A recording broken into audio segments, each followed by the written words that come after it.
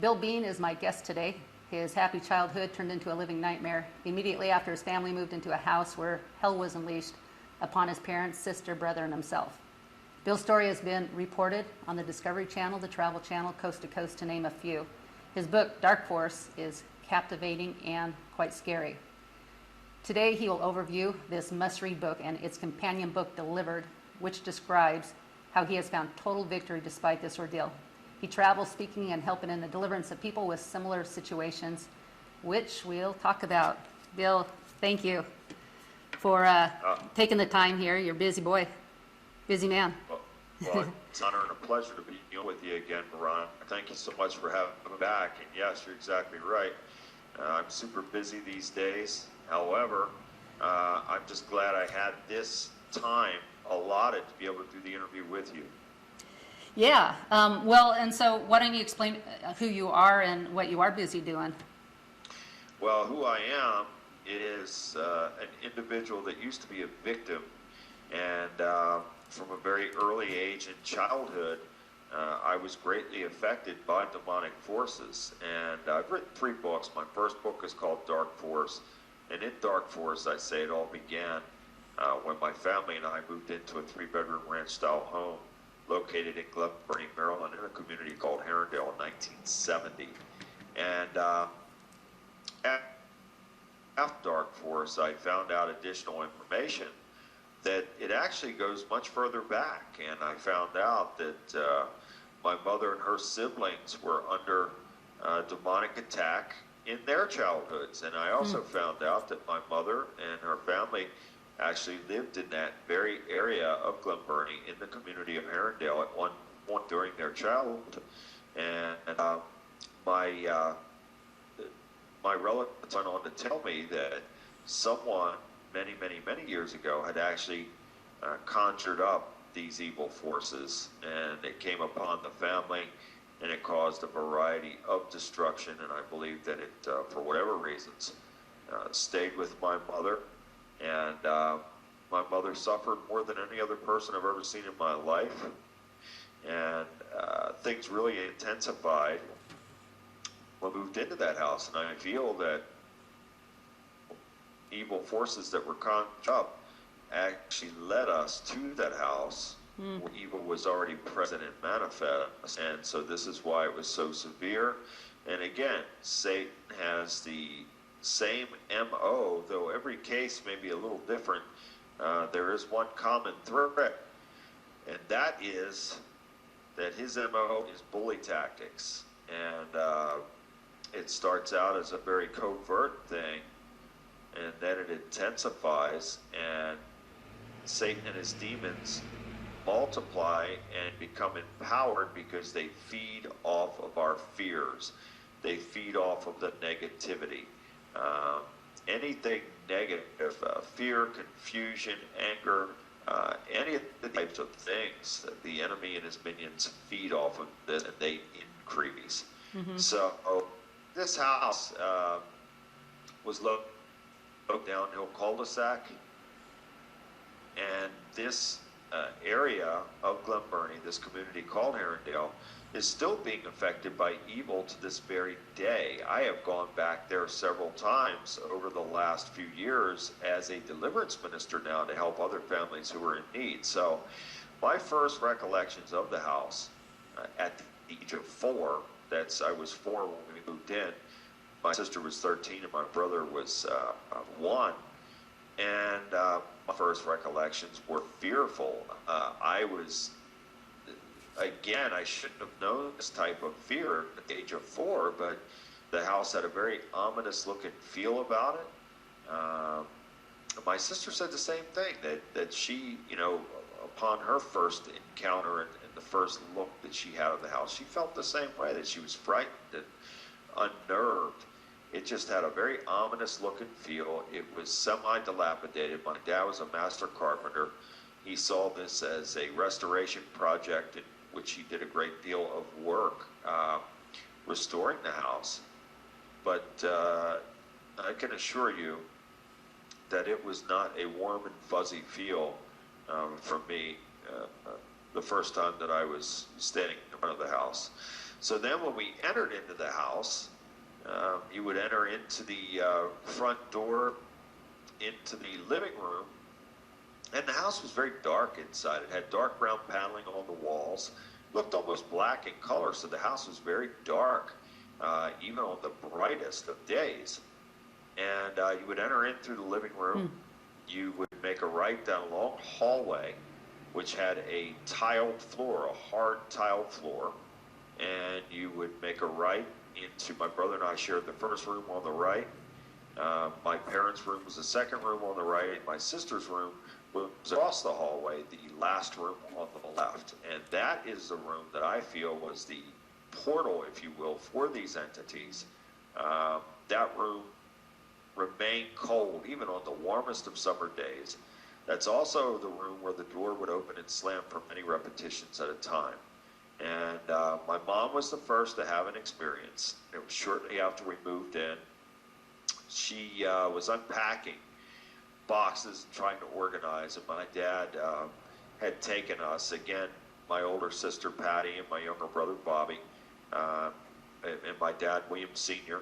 had taken us with him to our grandparents' house for the day to allow my mother, Patricia Bean, time to unpack and organize without us being under her feet. And so it was during the course of this that she felt a presence. And she thought in her mind that it was my dad sneaking back into the house to play a joke on her. He had that type of sense of humor. And she spun around fully anticipating on seeing him. And to her shock, nothing was there. So as you can imagine, she was unnerved, taken aback, perplexed by this, and had a great moment of pause trying to make sense out of this. This was her first experience? It was her first experience in the house. I'd found out that she had many paranormal, supernatural experiences in her childhood going into her teen years. So she, this was her first experience in the house, but she had had many experiences prior to that. And so she was able to go back to doing what she was doing, and it wasn't long after that one of the bedroom doors slammed shut by itself, and that was enough to make her go outside and wait until we returned. So that's where it started, and it escalated into violent physical attacks on us from these demonic entities, and it greatly contributed to the destruction of my family. Okay, I want to back up to your mom. When she was a child, you said there were open doors. And first thing, can you explain what open doors are? And then explain what the open door was with her more specifically? I really don't know. I mean, open doors are when people, God gave us free will, so we're free to make our choices. And sometimes those choices are not good choices. And when somebody makes a bad choice like that they decide that they want to conjure up something or was that your mom? Contact the other side. No, that was not my mom. Someone in the family many years ago had done this. And why that came on my mother, I don't know. But when people decide to make these choices, there's going to be a consequence. And that's exactly what happened here. And so this was on the family long before we moved into that house, but it just gained intensity, after moving in the house. And then actually, after living in the house for so long and being under so much torment and physical attack, then yes, I think the year was 1978 or 1979, when my mother actually did have a medium come in the house, and they messed with a Ouija board and all that kind of stuff, which made things, 10 times worse. But yeah, initially, no, she hadn't done anything opening doorways, to my knowledge, for this stuff to really come on us in that way. But I can assure you that even from the very beginning, it was very difficult for my dad to deal with. My dad was a very good man, a very blessed man. He was blessed with every attribute necessary to be highly successful in life. And his story is just so sad. Both my parents had a very sad story. And both died before the age of 50. And that was all surrounding this house. Oh, You no believe? question about it. Yeah, Yeah. I mean, there's no question about that at all. But, my dad tried to downplay all these things because he was a man's man. He was a very powerful individual, always in control of every situation. And he finally found himself, and suddenly found himself, in a situation that he could not control. And this led to him to escape reality through the abuse of alcohol. And he began to spend a lot of time in the bars.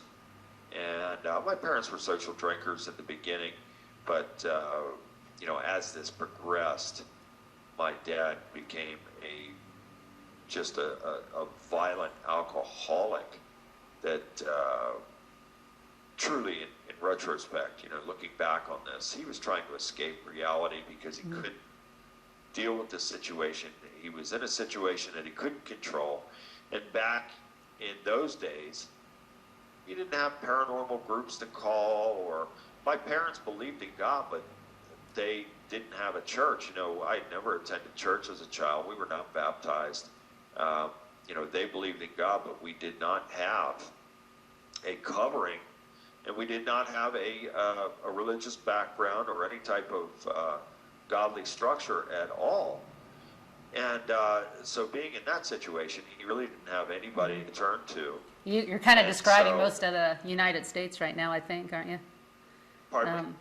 Describing most of the United States right now. People believe in God, but they it's don't. very sad.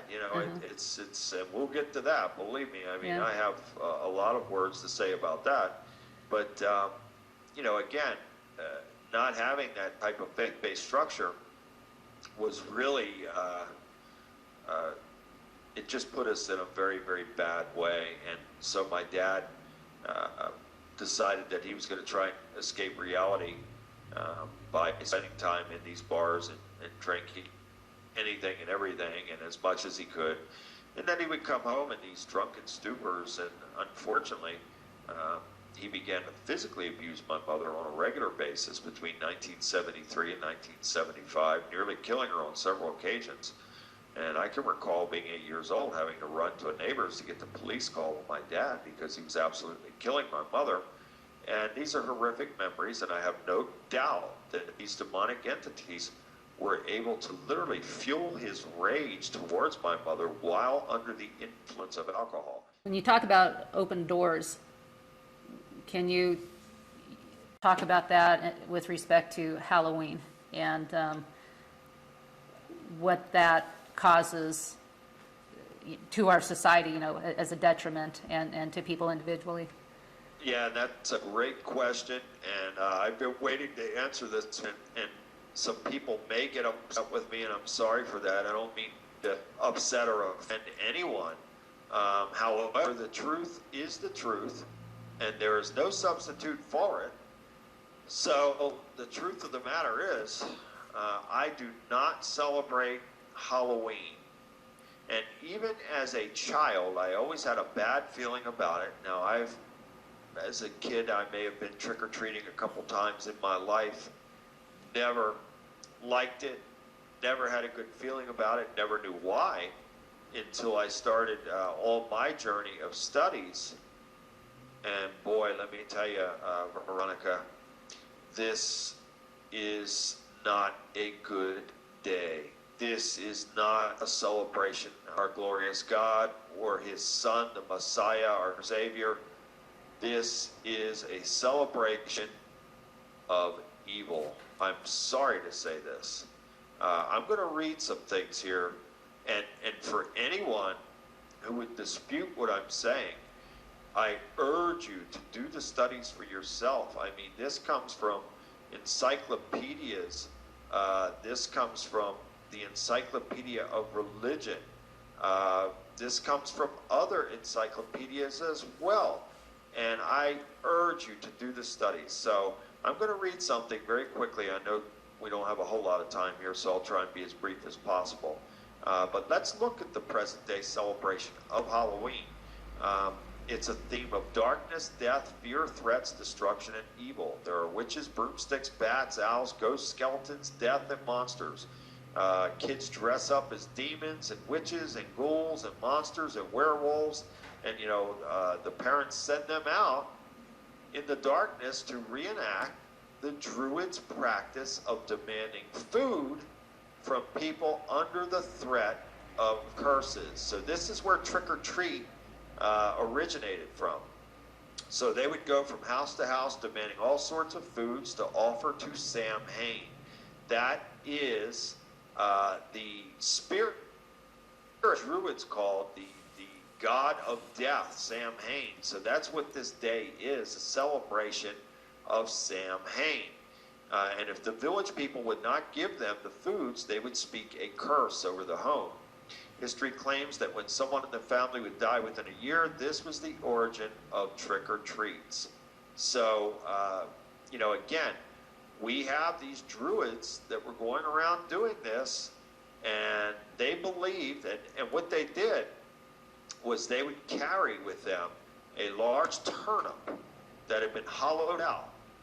And a face was usually carved on one side, and a candle was placed inside to provide light as they walked from house to house. The Druids believed that a spirit inhabited the turnips and helped the Druids carry out their spells. The name of the spirit was Jock, J-O-C-K. When the practice came to the 19th century, turnips were replaced with pumpkins. And Jock became Jack, who lives in the lantern, the Jack-o'-lantern.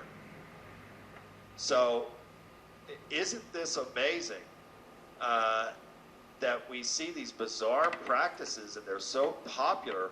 I mean, think about this. If people just took a second to step back and say, what in the world are we doing here? Why would anybody celebrate a holiday emphasizing the morbid or macabre, and darkness? Why? It makes no sense, and again, the Encyclopedia of Religion says Halloween, or All Hallows Eve, or Samhain, is a festival celebrated on the 31st of October, the evening prior to the Christian feast of All Saints' Day. Halloween is the name for the eve of Samhain, pronounced Samhain, a celebration marking the beginning of winter as well as the first day of the new year within the ancient Celtic culture of British Isles. The time of Samhain consisted of eve of the feast and the day itself, October 31st and November 1st. Yeah. Concerning Halloween, Encyclopedia of Religion continues, on this occasion it was believed that a gathering of supernatural forces occurred as during no other period in the year and during the year. The eve and the day of Samhain were characterized as a time when the barriers between the human and the supernatural worlds were broken. Otherworldly entities such as souls of the dead were able to visit earth inhabitants, and humans could take the opportunity to penetrate the domains of the gods and the supernatural creatures. The Celts had priests called Druids. On October 31st, the Druids went from house to house demanding certain foods, and again, if they were refused, then they would place a curse on that family or those people. Fiery tributes and sacrifices of animals, crops, and human beings were made to appease supernatural powers who controlled the fertility of the land. Samhain acknowledged the entire spectrum of non-human forces that roamed the earth during the period.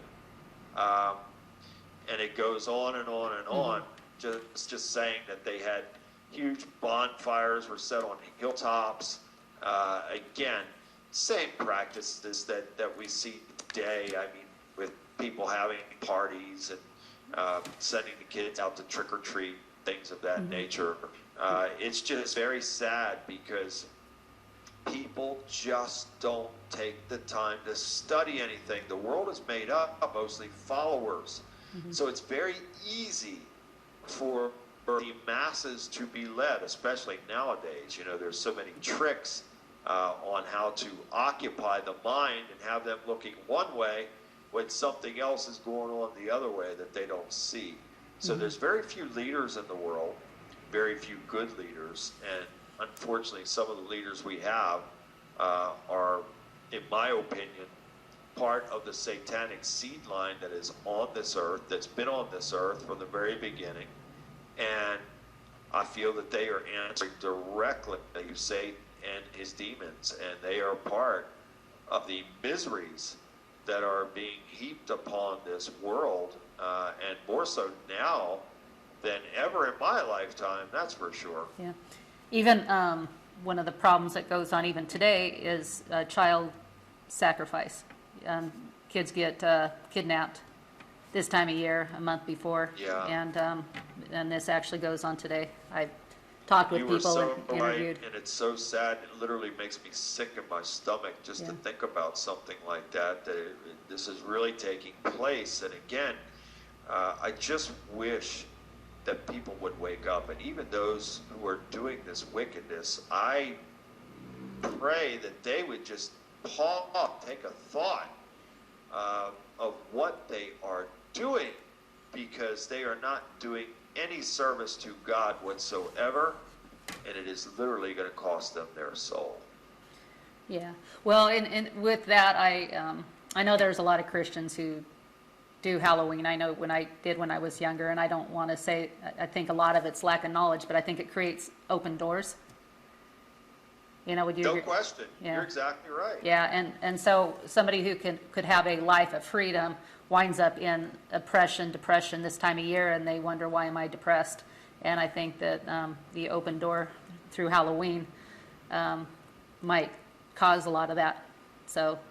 And then it carries right on into, the other holidays, Thanksgiving and then Christmas and New Year, all this kind of stuff. Yeah. It carries right on in that. And Satan deals in legalities. He deals in legal rights. So he can report to God and say, I can be in this person's life because of this, this, this, and this. God will allow it. Why? Yeah. Because of our free will. Right. We have Dark Force Delivered. You said there was a third book out that I haven't read yet? Oh, yes, and I'll have to send that to you. It's 10 Steps to Victory. 10 simple steps that you can take to have a wonderful and victorious life. Now, nobody's going to have a perfect life because we all have a set of problems and challenges. However, if you follow these 10 steps, I guarantee you your life will change for the better. Okay. Well, thank you. And yeah, these are really interesting books. I stayed up all night reading this one, and just about the same with this one too. I think this took me 2 nights. Thank you so much, Veronica. I really appreciate that.